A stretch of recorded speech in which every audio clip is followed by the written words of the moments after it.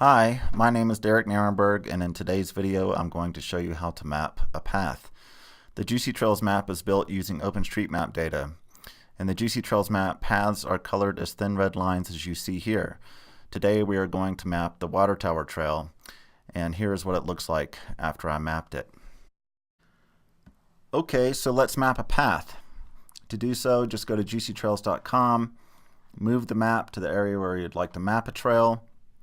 There's a little trail here in this system that I've been mapping that I have not mapped yet called the Water Tower Trail. To map it, click Improve this map.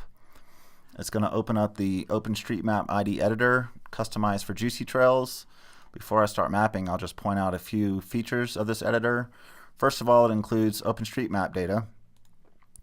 Second of all, it includes the JuicyTrails map style by default. You also have these other background imagery that's often really useful, especially this being aerial imagery.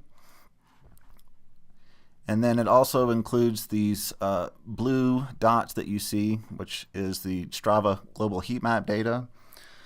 This Strava data is probably one of the best things that's ever happened to trail mapping because it shows where users have actually traveled a trail.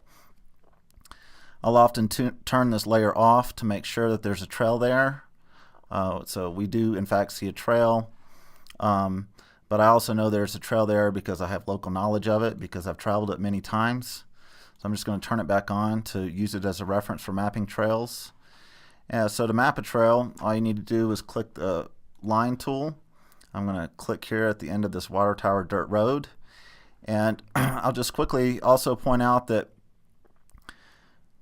you don't need to map every fine curve of a trail. You can just click on the apex of corners, double click that last point. So there is our vector line.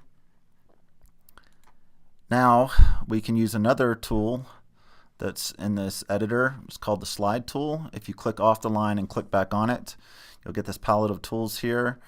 This one is the slide tool, and you'll see what it does is it aligns the vector data with the Strava global heat map data, which is super useful because it allows you to rough in a trail trace and then align it to the fine curves and twists of a trail.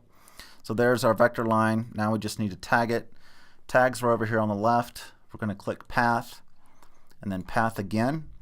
That's going to give it the highway equals path tag. We're going to name it the Water Tower Trail. Don't need to include trail. We know it's a trail.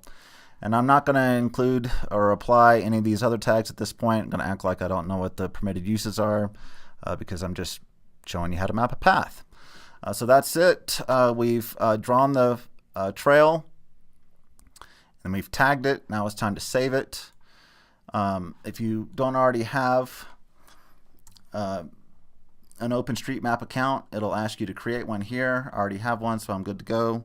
And so I'll just type in a commit message and I'll type in create single track section of Water Tower Trail.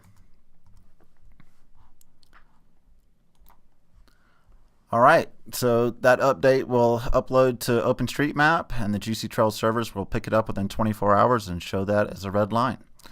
Thanks for watching.